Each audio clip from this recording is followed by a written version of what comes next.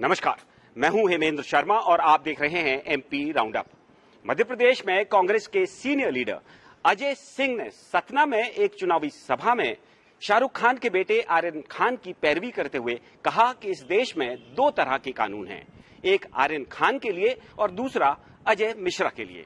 एक film star के लड़का आर्यन खान जेके पास कुछ नहीं मिला, कोनो सबूतों नहीं है कि वह गांजा लीज के नहीं लीज, और आज कौन बच्चा नहीं मिला।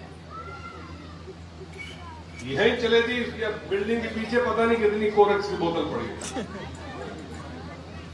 लेकिन वह लड़का का अरेस्ट इन आज के तारीख तक जमानत नहीं मिला। कानूनन नहीं हो सका था, वह कानून नहीं है कि उसका अरेस्ट कर दे और बिना जमानत के रखे, लेकिन यह देश में दो तरह के कानून है, एक अजय मिश्रा जी के थे और एक आर्यन खान के। अजय सिंह ने अपने भाषण में ये भी कहा कि ऐसे कोई सबूत नहीं मिले हैं जिनसे पता चलता हो कि आर्यन खान गांजा पी रहे थे, लेकिन फिर भी उनको बेल नहीं मिल रही है। ऐसा ही कंपैरिजन जम्मू और कश्मीर राज्य की पूर्व मुख्यमंत्री महबूबा मुफ्ती ने भी कुछ दिन पहले किया था। 2 दिन पहले अपने एक ट्वीट में उन्होंने कहा कि आर्यन खान को इसलिए टारगेट किया जा रहा है क्योंकि उनका सरनेम खान है। उन्होंने अपने ट्वीट में कहा कि एक केंद्रीय मंत्री हैं, उनके बेटे हैं जिन्होंने 4 किसानों को मारा है, और दूसरी तरफ एक 23 साल का लड़का है जिसके पीछे सेंट्रल एजेंसीज इसलिए पड़ी हैं क्योंकि उनका सरनेम खान है। और उन्होंने ये भी कहा कि ये सब इसलिए किया जा रहा है ताकि बीजेपी का जो कोर वोट बैंक है उसको सैडिस्टिक प्लेजर मिले। और महबूबा मुफ्ती के इस बयान के बाद दिल्ली में एक वकील ने दिल्ली पुलिस से कंप्लेन की और मांग की कि महबूबा मुफ्ती के खिलाफ एफआईआर रजिस्टर की जाए। मध्य प्रदेश में भी बीजेपी के तमाम नेताओं ने महबूबा मुफ्ती के इस बयान का विरोध किया। अब लेकिन देखने वाली बात यह है, क्योंकि मध्य प्रदेश के सीनियर कांग्रेस लीडर अजय सिंह ने ही इस तरह का कंपैरिजन किया है, तो बीजेपी अब किस तरह का रुख लेती है। खैर, बीजेपी का जो भी रुख हो, लेकिन थोड़ी ही देर में हमारे साथ मौजूद होंगे अजय सिंह खुद। हम उनसे इस विषय पर सभी सवाल करेंगे, लेकिन उससे पहले एक नजर मध्य प्रदेश की बाकी अहम खबरों पर। मुरैना की केलारस गल्ला मंडी का एक वीडियो सोशल मीडिया पर जमकर वायरल हो रहा है, जिसमें पुलिस वाले खाद के लिए इकट्ठा हुए किसानों की डंडों से पिटाई कर रहे हैं। खाद की किल्लत के चलते किसान मंगलवार को सुबह से ही गल्ला मंडी पर इकट्ठा हो गए थे और घंटों लाइन में लगने के बाद खाद न मिलने पर मौके पर अफरा तफरी का माहौल बन गया, जिसके बाद पुलिस ने स्थिति पर काबू पाने के लिए किसानों पर डंडे बरसा दिए। अनूपपुर पुलिस ने छत्तीसगढ़ में रहने वाले एक व्यक्ति समेत 5 लोगों को गिरफ्तार किया है, जो एक नाबालिग लड़की की तस्करी करते हुए छत्तीसगढ़ से राजस्थान जा रहे थे।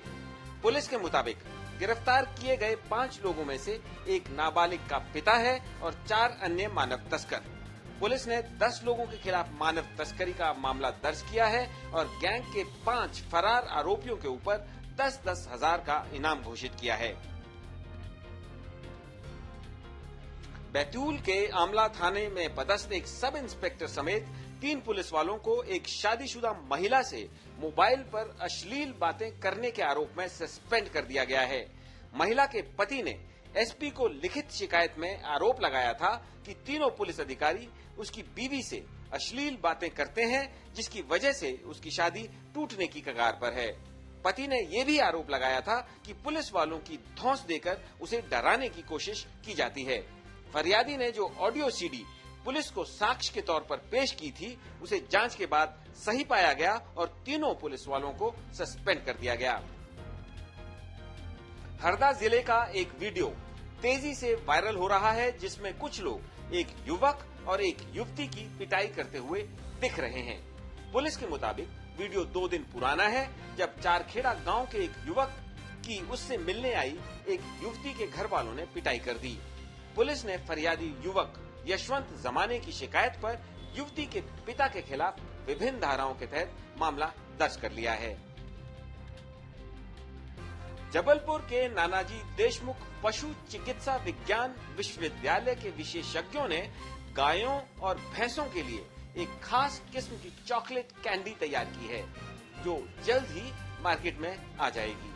विशेषज्ञों के मुताबिक ये चॉकलेट न केवल खाने में स्वादिष्ट होगी बल्कि इससे तमाम पोषक तत्व भी जानवरों को मिल सकेंगे। और अब बारी सीनियर कांग्रेस लीडर अजय सिंह द्वारा सतना में एक चुनावी भाषण में दिए गए अपने एक बयान की। सर, आपने सत्ता में कहा कि हिंदुस्तान में दो तरह के कानून हैं, एक आर्यन खान के लिए और दूसरा अजय मिश्रा के लिए है। नहीं, मैं पूछ रहा हूं कि दो कानून क्या है कि हिंदुस्तान में हर आदमी के लिए एक कानून है। यदि एक कानून है तो सब लोगों के लिए समान रूप से होना चाहिए। सर, तो इस तरह का कंपैरिजन तो पहले मुफ्ती महबूबा मुफ्ती ने भी किया। एक ट्वीट में उन्होंने कहा था कि उनको इसलिए टारगेट किया जा रहा है सिर्फ क्योंकि वो उनका सरनेम खान है। नहीं, मैं ये खान के मामले में बात नहीं है सिर्फ। जैसे मुंद्रा पोर्ट में जी सर। 30,000 करोड़ की अफीम पकड़ी गई, जी सर। उसके बारे में कोई चर्चा नहीं हो रही। जो व्यक्ति ने लिया या न लिया हो ड्रग्स और पोजेशन में कुछ ना मिला हो, उसको आप बंद कर रहे हो। आपने आर्यन खान के बारे में बोला। आर्यन खान को, उसको आप बंद कर रखे हो। अच्छा सर, मेरा एक नेक्स्ट क्वेश्चन आपसे। दूसरा, अच्छा सर, एक केंद्रीय गृह मंत्री का लड़का जिसको सबने देखा, वो गाड़ी में था जहां पर किसानों की हत्या हुई, वहां पर हफ्ते 10 दिन लग जाते हैं। तो जिस प्रकरण में हफ्ते 10 दिन लग जाते हैं क्योंकि वो एक प्रभावशाली व्यक्ति, और दूसरे तरफ आर्यन खान के ऊपर मैंने जो टीवी में इंटरव्यूज देखे हैं, सबके वकीलों के भी देखे हैं, उसमें यह है कि पोजेशन के लिए अलग कानून है, कंज्यूम करने के लिए अलग कानून है, और जितना इनके ऊपर बन सकता था कि वो 1 साल का कानून अरेस्ट होना सकता था। इसमें देश में एक तरह की चर्चा हो रही है। सर, मैं आर्यन खान के ऊपर आपसे चर्चा करूंगा जी। क्योंकि आर्यन खान को जब अरेस्ट किया गया या डिटेन किया गया एनसीबी द्वारा, उस समय जो व्यक्ति साथ में थे वो बीजेपी के कार्यकर्ता हैं। वो उनको पकड़ के ले जा रहे थे, 2 लोगों को, दूसरे व्यक्ति भी एक प्राइवेट डिटेक्टिव थे। जी। उसके बाद एक और कड़ी यहाँ मध्य प्रदेश से, भोपाल से उसमें जुड़ी एक आदमी यहाँ पे नीरज यादव नाम उनका है, वो खुद सामने आए। उन्होंने एविडेंस दिखाया कि 1 तारीख की शाम को यहाँ से वो लगातार वो जो बीजेपी के वर्कर एनसीबी के साथ वहाँ वीडियो फुटेज में देखे गए, उनके संपर्क में थे और उनकी तरफ से वहां से लगातार उनको जानकारी दी गई 2 अक्टूबर को कि ये आदमी को पकड़ा गया, इसको नहीं पकड़ा गया, इतने आदमी पकड़े गए हैं और ये नहीं पकड़े गए हैं। नहीं, इस नीरज यादव जी ने क्या कहा, क्या और घटना है क्रम, वो मैं नहीं जानता हूं।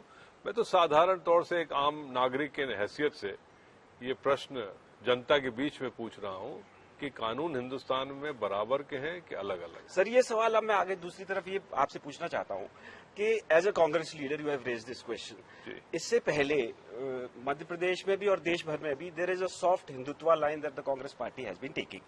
तो सॉफ्ट हिंदुत्व लाइन का परिणाम ये हुआ, चाहे वो इंदौर में चूड़ी वाले की घटना हो और भी बहुत सारी ऐसी घटनाएं हैं जिसमें कांग्रेस पार्टी के लीडर अगर किसी माइनॉरिटी सेक्शन के आदमी के ऊपर कोई एट्रोसिटी हो रही हो तो खुद को पुल बैक करते हुए नजर आते हैं, इसलिए कि मेजॉरिटी कम्युनिटी का वोट कहीं खिसक ना जाए। जो मुफ्ती सईद ने भी अपनी, महबूबा मुफ्ती ने भी अपनी ट्वीट में कहा कि बीजेपी के वर्कर्स के को जो कोर उनका जो वोट बैंक है उसको सैडिस्टिक प्लेजर देने के लिए सब होता है। तो कांग्रेस भी उन्हीं के हाथ में खेल रही थी। तो आपने ये आउट ऑफ द वे जाके ये जो स्टैंड लिया, तो is it something telling about also the soft Hindutva line that the Congress party has been taking? मैं कोई सॉफ्ट हिंदुत्व लाइन में नहीं हूं, न हार्ड हिंदुत्व लाइन में हूं। मैं एक साधारण नागरिक हूं, चिंतन करता हूं।